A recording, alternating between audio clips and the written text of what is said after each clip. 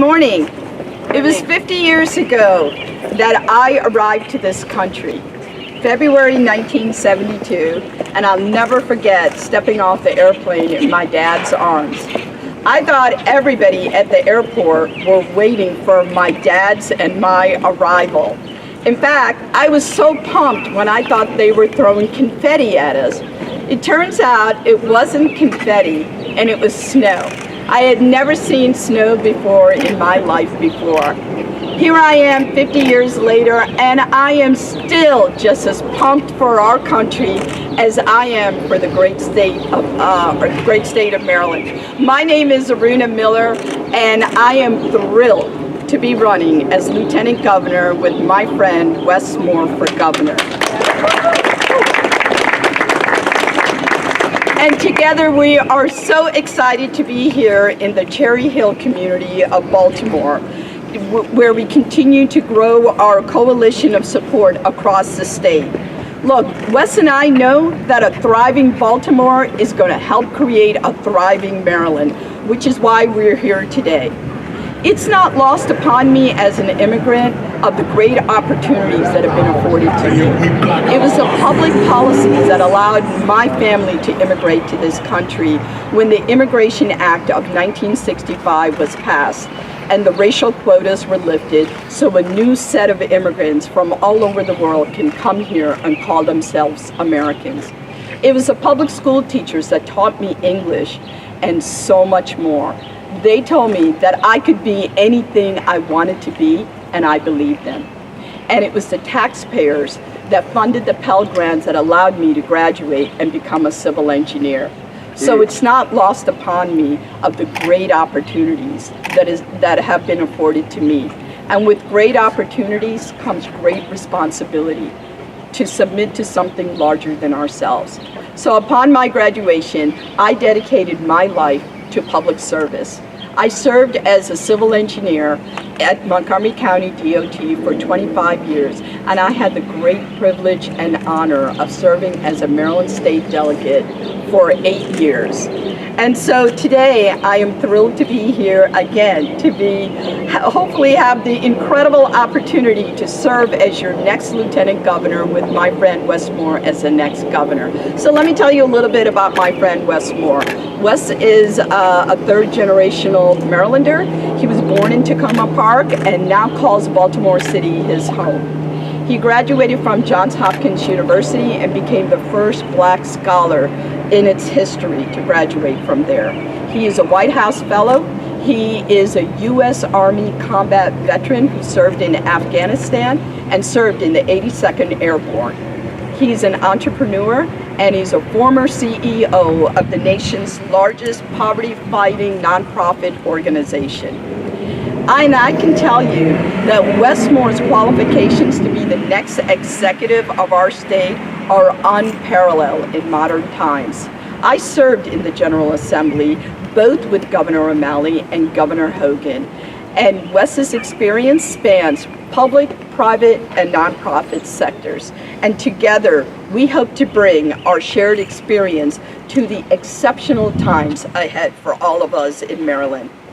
Look, as Wes and I continue to meet people throughout the state, there is a common sentiment, and they feel like Annapolis has forgotten them. That is the thing that we hear the most often as we talk to Marylanders across the state. One of the most important pillars that has guided Wes Moore throughout his life is the U.S. military's sacred commitment to leave no fallen soldier behind.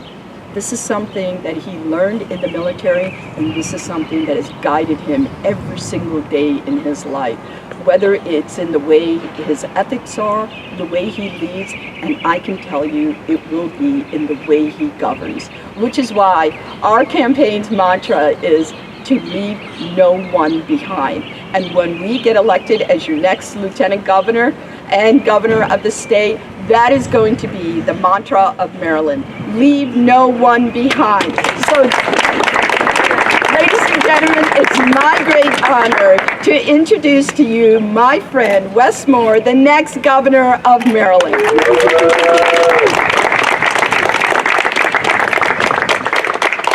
Good morning. Good morning. It is a great morning. It's a great morning, and I'm thankful to be here with my dear friend and our next Lieutenant Governor, Aruna Miller, who as I said, is not just going to be the next Lieutenant Governor of this state, is going to be the most consequential Lieutenant Governor in this country, and you can mark my words on that. I'm thankful to be here with my amazing wife of 15 years, who is my heartbeat, and I'm grateful for her every single day.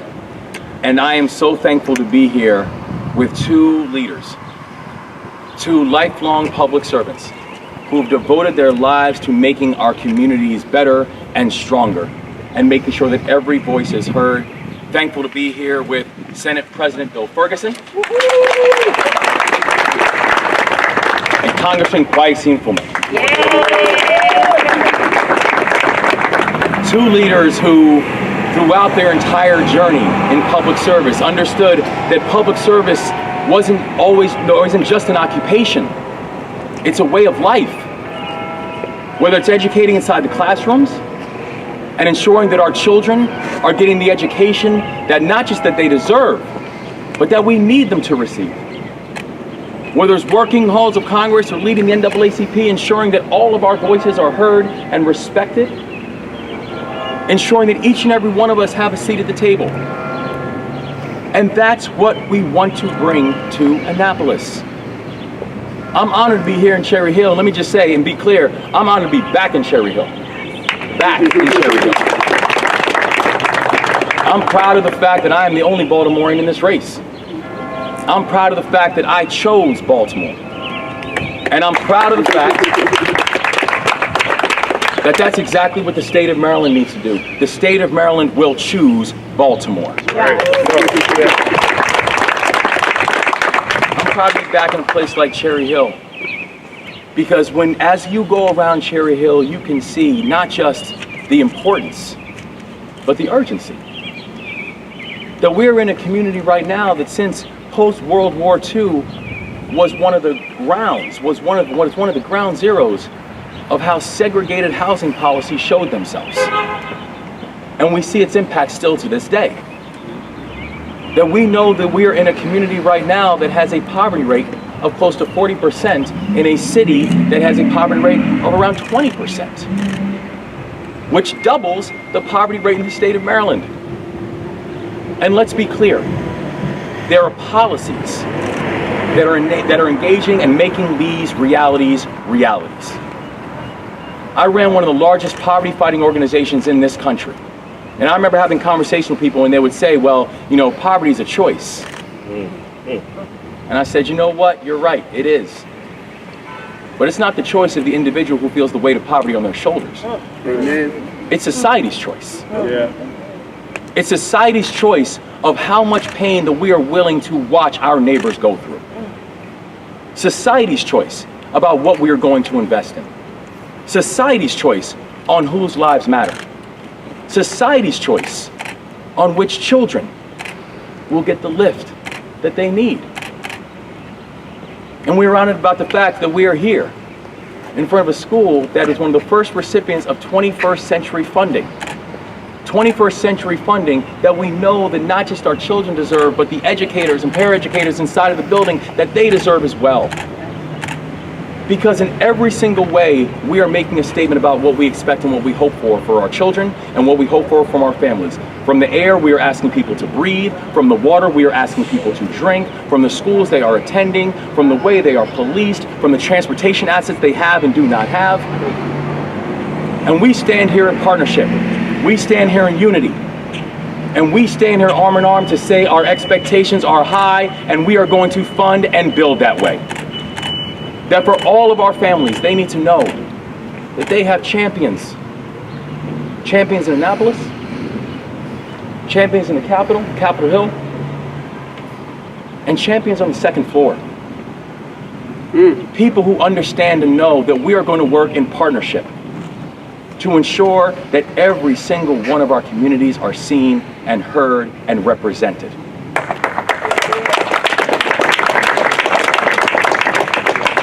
And Aruna's right. You cannot have a thriving Maryland if you do not have a thriving Baltimore. This is the state's largest city. This is the anchor of so much of the greatness that we hope for in our state. And we are going to have a second floor. We are going to have, and our state is going to have a chief executive who, when he says the words Baltimore, it is not with disdain. We deserve that. We need to have a chief executive, and we need to have knowing that our legislature, who's doing so much remarkable work, that when they're putting together bills, that they right now are not concerned about, do I have enough votes for passage? They're concerned about, do I have enough votes for a veto override? I can tell you right now, come January, those days are done. We move in partnership. We move in partnership because we will build one Maryland. We move in partnership because we will build a Maryland that roots for each other. We will be in partnership that works where it's both the legislative, the executive branch, community organizations like remarkable community organizations like Rich and the Rich Project, and I see my friend over there, Michael Battle, and the work that he's doing in our communities. Important work of philanthropists, and important work of the people, because it's in partnership that we will create progress. It's partnership that we will lift us all up. And in this moment and in this time, there's no other option, Maryland. It's progress. Maryland will win. Maryland will compete, and when Maryland competes, Maryland wins. But the way we compete is to ensure that all people are competing, and all people have the opportunity to compete. That's how we win. One state, one focus, one goal. All of us together. That's how we win. Not just an election. That's how we win this moment. In Maryland, we are going to win this moment. Amen. We are going to win this moment. And I could not be more excited to have and be able to turn the microphone over to someone who is not just a friend, but someone who's been a guide, someone who has worked tirelessly in this community, throughout the city of Baltimore, and throughout the state, to ensure that our laws reflect the greatness of the people, to ensure that our laws give us all lift and not just some. Someone who is committed and devoted his life to public service and has devoted his life to our communities. I'm honored to step aside and turn the microphone over to my dear friend and our Senate President, Bill Ferguson.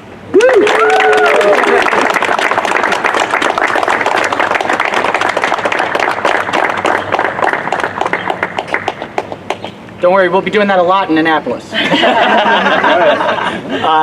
Good afternoon. I am so incredibly thrilled to be here today to stand with my friend, my soon-to-be colleague, a true leader in the state of Maryland, Wes Moore, his wife Dawn, and the next Lieutenant Governor, Aruna Miller. And to do so in partnership with someone who has some of the utmost respect of any elected official across the entire state of Maryland, Congressman Kweisi Mfume. I'm going to take a bit of a moment of personal privilege. Why are we here? Why in this space? And I think Wes laid the framing quite well about the investments that were made in this particular building. There's one little additional piece that I think is important to note. When I was elected in 2010, one of the top things that we wanted to focus on was how can we get more investments in Baltimore City Public Schools. I taught at what was Southwestern High School. A lot of students from Cherry Hill went to Southwestern, and the buildings just simply did not reflect the care and passion that we should have about our children's future. At the time, when this school was built, the historic Cherry Hill Middle Elementary, it was when this community was built for returning black veterans from World War II. In the late 40s, early 50s, a decision was made to take all of the public housing that was supposed to be throughout the city of Baltimore and concentrate it here in Cherry Hill.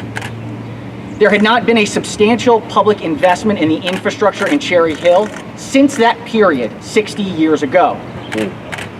In 2010, when I started knocking on doors and talk to folks in Cherry Hill, the 46th district, the place that I love and care and so feel so humbled and honored to represent, the first thing they said was invest in the kids. You gotta invest in the kids. Look at that building. That building does not meet their needs. They don't have air conditioning, they don't have water, they don't have bathrooms that function.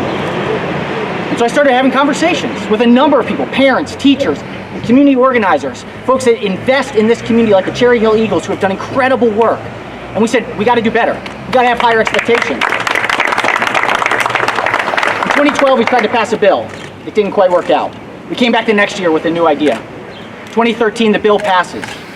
This building right here, Cherry Hill Middle Elementary, along with Arundel, which is right down the road, so the largest investment of millions of dollars of public dollars that this neighborhood had seen for 70 years. But why? Why? It's because a small group of talented, thoughtful, visionary people said, no more. We can and we will do better.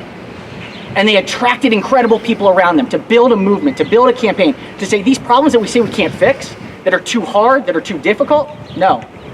We get them done. We get them done when we get the right people at the table to have a conversation about what our future should truly look like. Now, why does that matter here today? We are coming out of a once-in-a-100-year moment.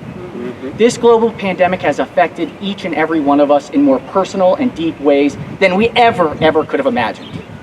We're also facing a period in Maryland state government where we're going to have a new governor, a new lieutenant governor, a new comptroller, a new attorney general. Every constitutional officer in the state of Maryland will be brand new next year in a moment that matters more today than it ever has. So what does that mean? It means that we need to be led by people who have passion, who have a vision, who have the ability to magnetize and bring incredible people around them to reshape the world that we all know is possible. That's right. That person is Wes Moore and his running mate. I am so humbled and honored to stand here with my friend Congressman Mfume to make it clear that in 28 days, 28 short days, and 4 weeks from today, Maryland has a choice to make in the Democratic primary. And I urge each and every one of you to choose Wes and Aruna. Thank you, and I'd love to hand the mic over to someone who needs no introduction, but we'll give one anyway. A former congressman and current congressman, head of the NAACP, incredible leader, and most importantly, somebody that just understands what matters for this work to get done, and it's the people. It's the people. So without further ado, Congressman Mfume.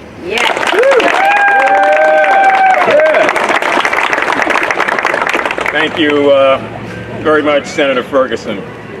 I want to thank you for your stewardship of this district, the leadership that you have provided the entire city and state, and the friendship that I'm happy to say exists between both of us. Bill is a rare leader that comes along ever so often and instantly you recognize it. On behalf of the Moore campaign, let me also take a second to acknowledge Senator Antonio Hayes, who was somewhere among us. Oh, there he is, okay. Delegate Sandy Rosenberg. On the delegate side, if I can stick with seniority, Delegate Stephanie Smith. And who am I missing, Eric? Delegate Ampry. Oh yeah, Delegate Ampry, absolutely. Delegate Prettyman. And Delegate Prettyman. You see why I don't do this at all? Thank you, all of you for being here. Words are important to me, and you know, words sort of exist long after we're gone, so I've prepared a couple of written words that I want to last long after this day. And then I want to tell you why I'm, after that, so very proud to be here with Wes Moore, with Don Moore, with Aruna Miller, and to stand with them for what they represent. First, though, as a member of the United States Congress, I understand and have come to understand over time the importance of having reliable, responsible, and respectful relationships and government partners that you work with.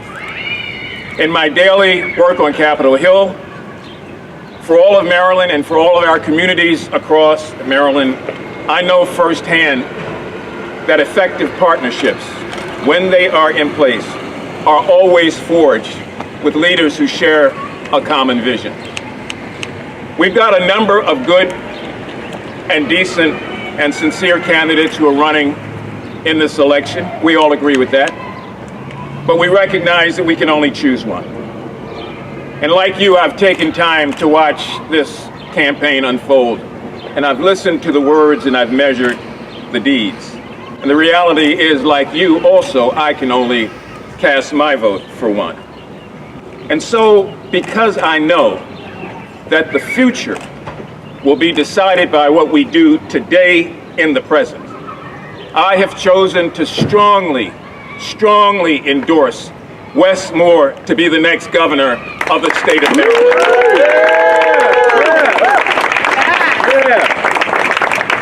Wes and Aruna Miller as our lieutenant governor represents today's hope for a better tomorrow, a much better tomorrow. Wes, as a husband, and I'm going to talk about that in just a moment, as a soldier, as a scholar, as an activist, underscores, if we ever needed to be reminded, our basic beliefs in family, in faith, and in fairness. He represents a new generation of leadership with the absolute courage to fight and to fix the problems that we face every day. Together, he and Aruna inspire the young and the old among us to believe again in things that are possible. And so the time is now for all of us, and indeed all of Maryland, to step into a bold, bright, and new future. A future of good government leadership, a future of opportunity for all, a future of achievement for those who have been left behind. And so that's why I am so proud and happy to be able to stand here and to support Wes Moore for governor and all of his many efforts to shape an even better Maryland and to make sure that no one is left behind. Woo! Now let me say what's unscripted. What's unscripted here is that I've been around long enough to see a lot and to understand that opportunities come and go. And when we miss an opportunity, all we can do is fret.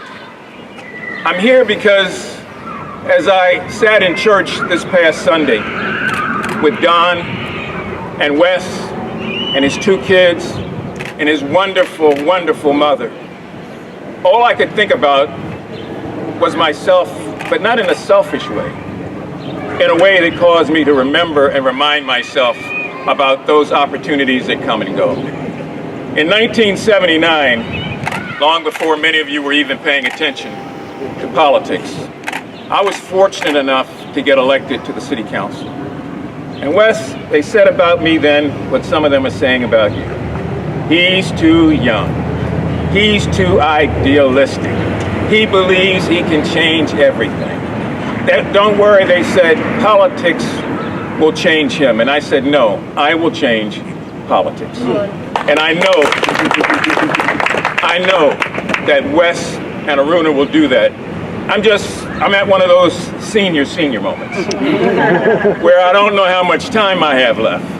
But I know that in the time I have, I'm going to get an opportunity to not only see and witness something that we've never seen in this state before, but that I feel so much a part of it.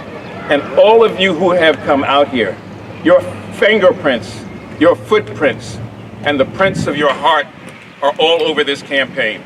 Don't be dissuaded. The next 28 days will go quickly. Remember that you've got to be Wes's eyes and ears on the ground in every community that he and Aruna can't get to, at every gathering, at every church, at every meeting, to talk about opportunity for all in a state where at long last no one, absolutely no one, will be left behind. Thank you very much, and vote for Wes Moore.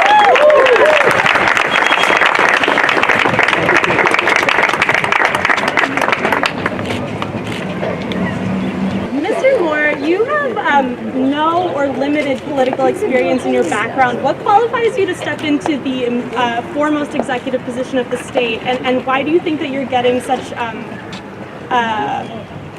grand political endorsements from state leadership? Yeah, I'm thankful for the fact that we have such remarkable leaders who have stepped out to support and endorse our campaign. And when I think about what it means in terms of my own personal journey, I've been a public servant for my entire life. I just haven't been a politician.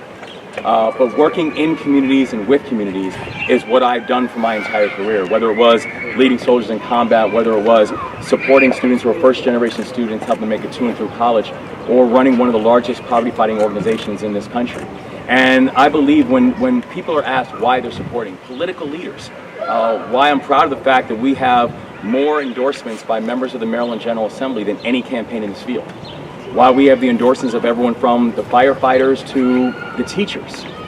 Why we have the support of remarkable leaders like the Senate President and Congressman Mfume and people like Congressman Hoyer. It's because they've seen us work. It's because they've seen us move in partnership.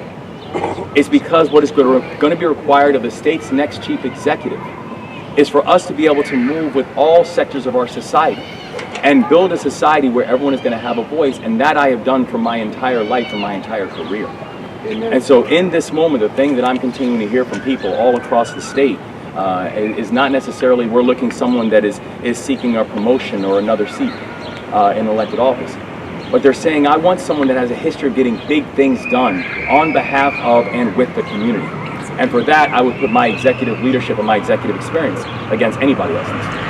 Right, but this is the combination of many, many different communities. You're at you potentially will be at the executive, the top position. What qualifies you to be there?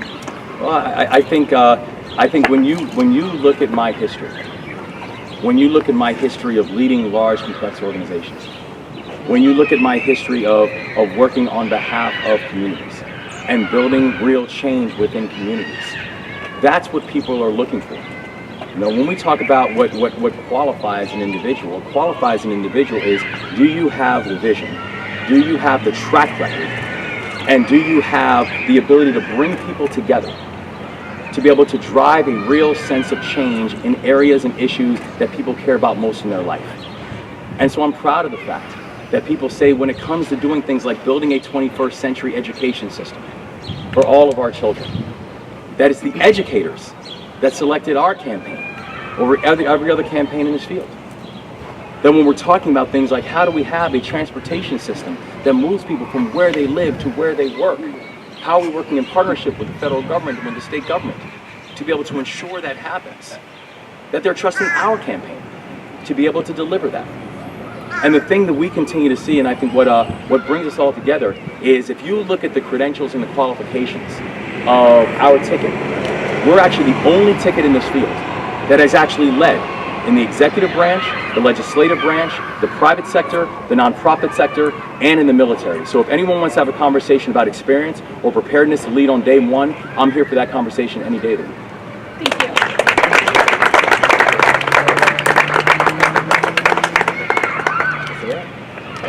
Not everyone at once. How you doing? Good to see you, sir. My name is Raymond Johnston. I had a question. Right now, I'm looking at your banner here, Moore Miller for Maryland. I'd like to know just what position are you running for? Oh, I'm glad. Maybe we need to adjust the sign. I'm running to be your next governor, sir. And with your help, we are going to get this done. And I'm proud of the fact that I'm the only candidate in this race who's a Baltimorean. I'm the only candidate in this race that, when we were talking about we're going to do something in Cherry Hill, I didn't need a briefing on Cherry Hill. I know Cherry Hill. That's beautiful. So when we're talking about the things that we are going to get done, not just with but for Baltimore, not just for but with the state of Maryland, it's because I've got a track record of working in our community. Is that my track record includes the fact that we supported students right here in this city, helping them to make it to and through college. The fact that I've got a track record of leading one of the largest poverty-fighting organizations in this country, where we invested millions of dollars here in Baltimore to be able to focus on job training, job reskilling, and ensuring that all people, returning citizens, have a chance to find long-term economic success in their life. that we worked with, and I was very proud to work with our educators on the blueprint. And the blueprint for Maryland's future, which during our time, I promise, I am going to fully fund the blueprint, and in partnership, we're going to fully implement it to ensure that our children are getting the 21st century education that's going to prepare them for not just now, but prepare them for the future. The time is now. Our time is now. And I ask you for your support, sir. All right. Thank you. Well, Bill Hagee, look what you got. Section 34. Lord. You got to be a Old school. ace to Love know it. the significance of Love that. it. Love it. Love it. Thank you, everyone. Thanks.